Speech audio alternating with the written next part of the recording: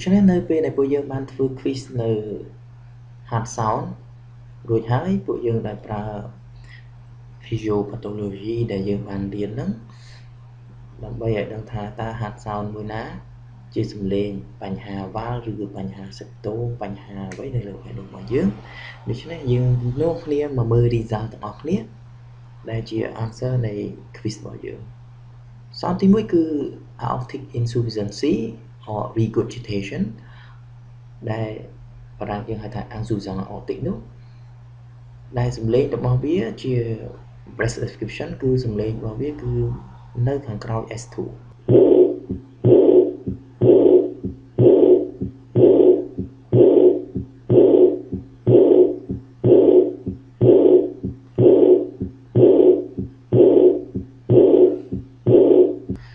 មានន័យថាវាមានការ fit មានការ leak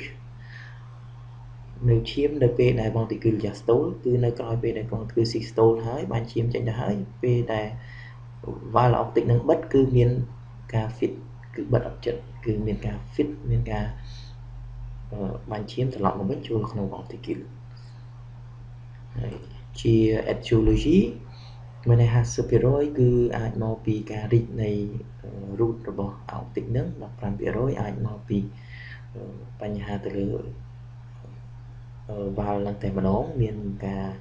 បញ្ហាទៅលើ valve aortic នឹងតែម្ដងនិង 15% អាចមកពីមានការរលាកមានការរលាកទៅលើសាច់ valve ឬសាច់ហ្នឹងធ្វើឲ្យ valve នឹងមានការ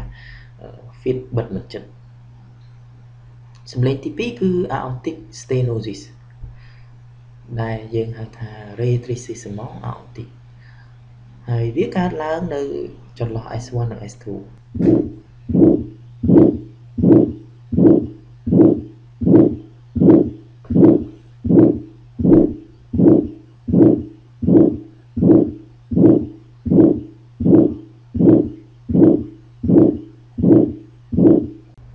ដោយសារតែជា breast description គឺវាមាន ejection click មានថានៅពេលដែល systole ហ្នឹងគឺមកទៅគឺប្រឹងច្បាច់នៅvalve aortic មួយដែលវារឹងដែលវាស្ទះដូចជាយើងច្បាច់ខ្យល់ឬច្បាច់ទឹកទៅនឹងបំរានអ្វីមួយដែលវាមានមុខទូចដែលវារឹងដែលវាស្ទះដូច្នេះនៅពេលដែល S1 ចប់ចូលដល់មុននឹងចូល S2 ហ្នឹងគឺបងទៅគឺប្រឹងច្បាច់ដោយវាមានសម្លេងជាការស្ទះជាការរឹងឬការស្ទះនៃ aortic valve ជា etiology គឺអាចតកតងជាមួយនឹង 50% គឺអាយុមនុស្សតែចាស់ទៅគឺមាន calcification ឬការរឹង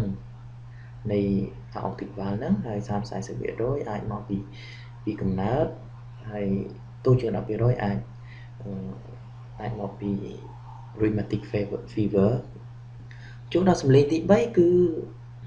atrial septal defect ASD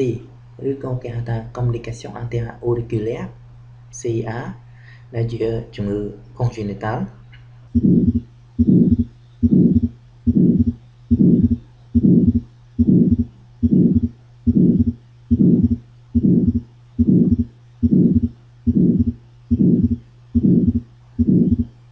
ហើយវាមានន័យថាមានការឆ្លងកាត់រវាង auriate gauche និង auriate droite ឆ្លងកាត់លើ left atrial និង right atrial ហ្នឹងអញ្ចឹងមានថាសម្លេងវាកើតក្រោយពេល valve នេះតើបិទហើយវាមានការពន្យានៅការបិទរបស់ aortic valve និង pulmonary valve ជា breast description មានន័យថាវាអាចមាន split S2 ហ្នឹងដោយសារតែនៅពេលដែល systole របស់ auriate ហ្នឹងគឺ auriate ខាងឆ្វេងហ្នឹងគឺមានកម្លាំងខ្លាំងជាងច្បាច់ឈាមទៅខាងស្ដាំធ្វើឲ្យ auriate ខាងស្ដាំមានឈាមច្រើនដើម្បីរំលីសាទៅ ventricle ដូច្នេះធ្វើឲ្យ ventricle នោះច្បាច់ខាងស្ដាំគឺច្បាច់រាងឈាមបានច្រើនជាងគឺធ្វើឲ្យអា valve pulmonaire ហ្នឹងក្របបិទជាង valve aortic បន្តិច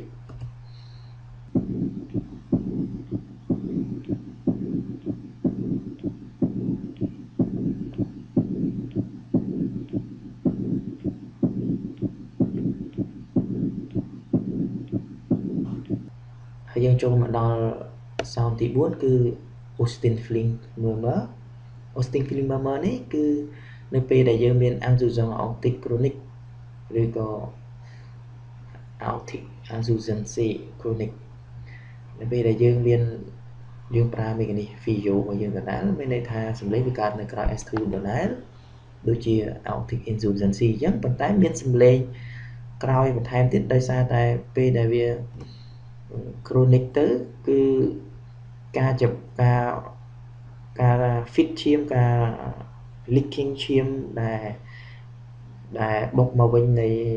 អោបហ្នឹងគឺវាខ្លាំងយូរទៅវាខ្លាំងដោយសារវាការ fit នឹងវាខ្លាំងវាអាចបុកឡើងទៅដល់ប៉ះជាមួយនឹងleaflet របស់ mitral valve ពេលខ្លះធ្វើឲ្យ mitral valve ហ្នឹងមានលក្ខណៈគេហៅថាជា functional stenosis ជា steno ជា reticular valve mitral functional ដែលថាតែមានការអញ្ឈាមទៅវាខ្ទប់ជាមួយនឹងអា valve ធ្វើឲ្យ valve វាពិបាកបើកអញ្ចឹងមានសំឡេងក្រោយបន្តិចទៀតហើយទៅលេងសំឡេងទី5គឺ mitral regurgitation ឬគេហៅថា Azoospermia mitral ហ្នឹង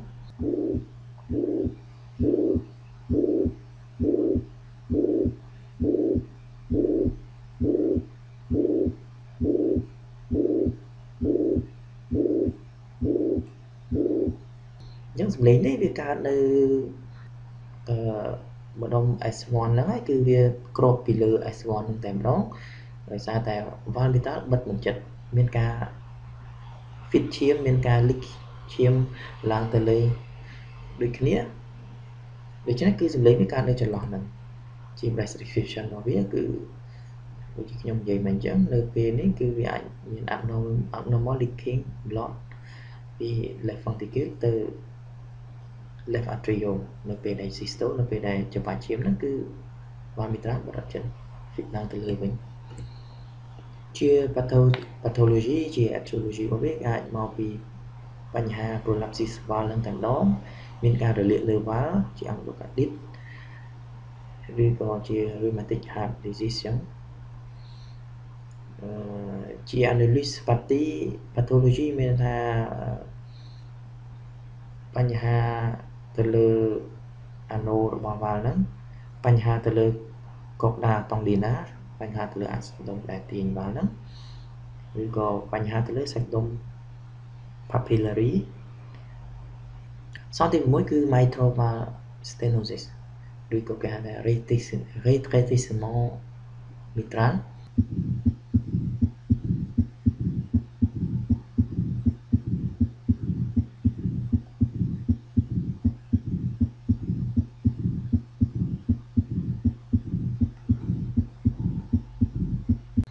មានន័យថាមានការរឹង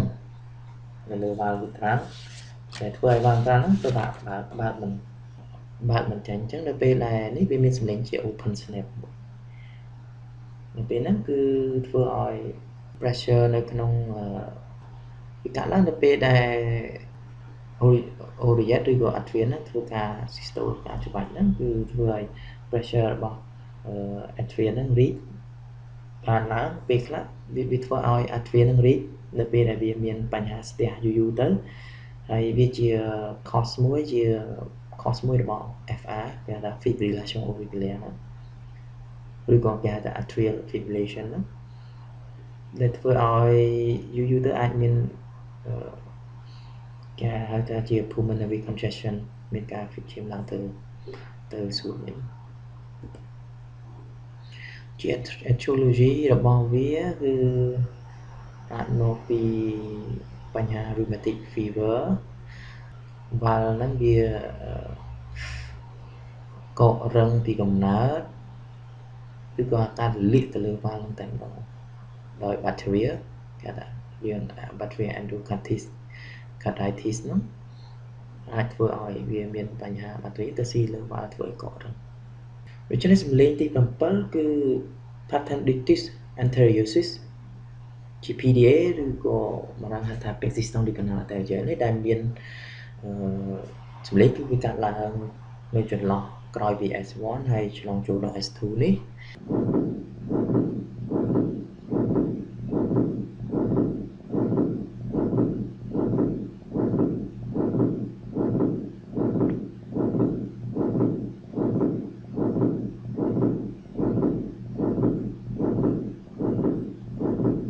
ហើយជា press description គឺវាមាន connection between pulmonary artery និង aorta ដូច្នេះនៅពេលដែលការវាច់ឈាមហ្នឹងគឺ aortic មាននៅពេលដែលខ្នោស systole ទៀតហ្នឹងគឺមានការតំណែងគ្នាគឺ aortic ហ្នឹងគឺ aorta ហ្នឹងគឺបាញ់ឈាមទៅ pulmonary artery វិលមកវិញហើយជា etiology គឺវាច្រើនវាជាជំងឺមួយដែលពីកំណើតហើយជា congenital villus syndrome ជា Down syndrome បាទសោតទី8គឺ pericardial friction drop ឬក៏ fracture pericardic ហ្នឹងគឺជាសោតមួយដែលតាក់ទងជាមួយនឹង pericarditis ឬក៏យើងហៅថា pericarditis ការរលាកទៅលើសាច់បេះដូងហើយវាមានសំឡេងរ៉ាប់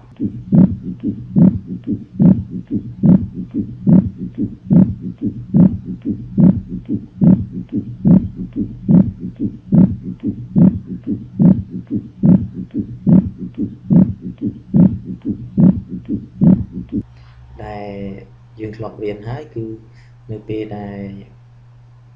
នៅ pericardium របស់យើងវាមាន pericardium ពីរស្រទាប់ហើយនៅក្នុងចន្លោះស្រទាប់ហ្នឹងគឺមានជា liquid ដែលធ្វើឲ្យស្រទាប់នោះវាមានភាពរអិលនៅពេលដែលបេះដូងយើងកន្ត្រាក់តែនៅពេលដែលវាមានរលាកទៅលើសាច់បេះដូងឬស្រទាប់ទៅលើស្រទាប់បេះដូងហ្នឹងវាធ្វើឲ្យទឹកកន្លែងហ្នឹងវាស្ងួតធ្វើឲ្យស្រទាប់បេះដូងហ្នឹងគឺវារឹងអញ្ចឹងវាមានសំឡេងជាដូចជាការរ៉ាប់ដូចការយើងទៅដុសវារបស់ដែលវាអត់មានជាតិរំអិលក្នុងហ្នឹងវាមានលក្ខណៈរឹងតែជាគេហៅថា pericardial friction drop ឬ fracture pericardic នេះជាសំឡេងមួយដែលតាក់ទងជាមួយនឹងការរលាកស្រោមបេះដូងសោតទី9គឺតាក់ទងជាមួយការរលាកស្រោមបេះដូងនោះដែរគឺ pericardial knock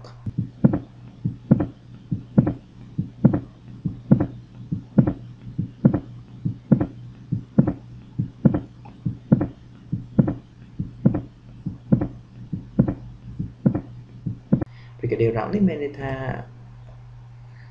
វាអាចរលាករហូតដល់ពេលហ្នឹងវាអាចមានគេហៅថា constrictive pericarditis មានវាធ្វើឲ្យសាច់បេះដូងឬស្រោមបេះដូងហ្នឹងវារឹងនៅពេលដែលបេះដូងចំបាច់ប្រឹងចំបាច់ទៅគឺហាក់ដូចជាយើងចំបាច់ក្តាស់ដែលវាទៅជារឹងហើយចំបាច់ទៅវាឮសំឡេងknockនៅចុងក្រោយហើយជា etiology របស់វាគឺវាគឺការរលាកលើស្រោមបេះដូងការរលាកស្រោមបេះដូង chronic លក្ខណៈរ៉ាំរ៉ៃឬក៏ក្រោយពេលវាកាត់អាចមានជាសញ្ញាការពេលកាត់បេះដូងអាចមានជាសញ្ញាការរលាកស្រោមបេះដូងនេះដែរនៅពេលខ្លះ chronic renal failure ក៏អាចធ្វើឲ្យមានការរលាកស្រោមបេះដូងដែរគេហៅថា uremic pericarditis ដោយសារជាតិប្រេងខ្ពស់ពេកសោតទី10គឺ pulmonic insufficiency ឬក៏ហៅថា insuffisance pulmonaire គឺការ fit របស់ valve pulmonaire ហ្នឹងឡើងទៅលើវិញ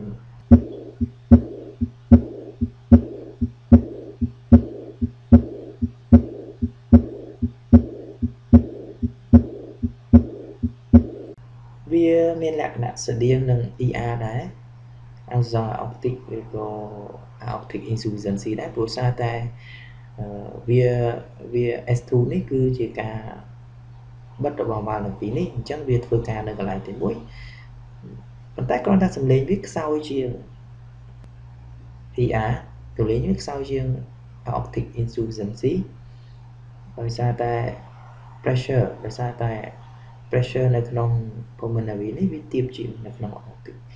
អញ្ចឹងនៅពេលដែលវាមាន insufficiency គឺសំឡេងវាអាចខ្សោយជាងហើយវានៅខាងស្ដាំច្រើនជាងនេះជា press description មាន hypertension pulmonary ទេមិនមាន hypertension ក៏អាចមានការ fit ដែរហើយ etiology របស់វាអាចជាទូទៅមាននៅក្នុងតាមជាពិសេសគឺ infection ហើយពេលខ្លះគឺជាការ repair របស់ tetralogy of Fallop ហ្នឹងគឺជាជំងឺ congenital មួយពេលខ្លះគឺវា idiopathic ទៅលើវ៉ាល់ហ្នឹងតែម្ដងវាកើតមានបញ្ហាហ្នឹងទី11គឺ pulmonic valve stenosis PVS ឬក៏ stenovalvular pneumonia